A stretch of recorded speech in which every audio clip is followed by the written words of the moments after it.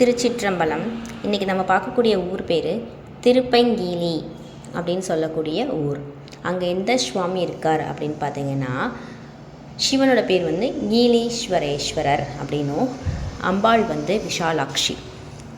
அது மாதிரி பக்தர்கள் என்ன சொல்கிறாங்கன்னா, தென் கைலாசம் அப்படின்னும், மேல் சிதம்பரம் அப்படின்னும் சொல்கிறாங்க. திருக்கடையூரில் பக்தர் மார்க்கண்டேயனுக்காக யமதர்மராஜனை வந்து சம்ஹாரம் பண்ணிடுறார் சிவன்.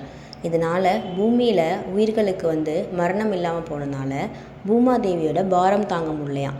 அதனால் தேவர்களோட அவங்க பேசி கேட்டு சிவபெருமான்கிட்ட முறையிடுறாங்க. இந்த மாதிரி திருப்பைங்கீலி இந்த திருத்தலத்தில் யமனுக்கு உயிர் கொடுத்து அதிகாரம் வழங்கும் காட்சி இங்கே தான் நடக்குது.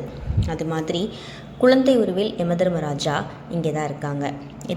இந்த தலத்தில் தான் ஆயுஷோமம், சஷ்டியர்த்த பூர்த்தி, பீமரத சாந்தி, சதாபிஷேகம் அப்படின்ற விசேஷங்கள் எல்லா பேருமே இங்கே தான் வந்து நடக்கும். தலப்புராணத்தின்படி என்ன சொல்கிறாங்க அப்படின்னா, உயிர்களை அழைத்து செல்லும் பணியால் களைத்து போன யமதர்மராஜாவுக்கு சிவபெருமான் இந்த தலத்தில் ஓய்வும் அருளும் வழங்கியதாக கூறப்படுகிறது.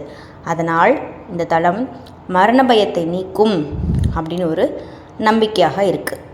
இந்த கோவில் எப்படி இருக்குன்னா, அமைதியான சூழலில் தொன்மையான சிற்பங்களோட சோழர் கால கட்டிடக்கலை மற்றும் ஆன்மீக அதிர்வுகளை இந்த கோவில் தனிச்சிறப்புகளை இருக்குது.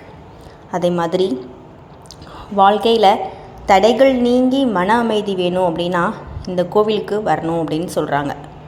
இப்படிப்பட்ட கோவிலோட மறைக்கப்பட்ட வரலாறுகளை தெரிந்து கொள்ள சப்ஸ்கிரைப் பண்ணுங்கள்.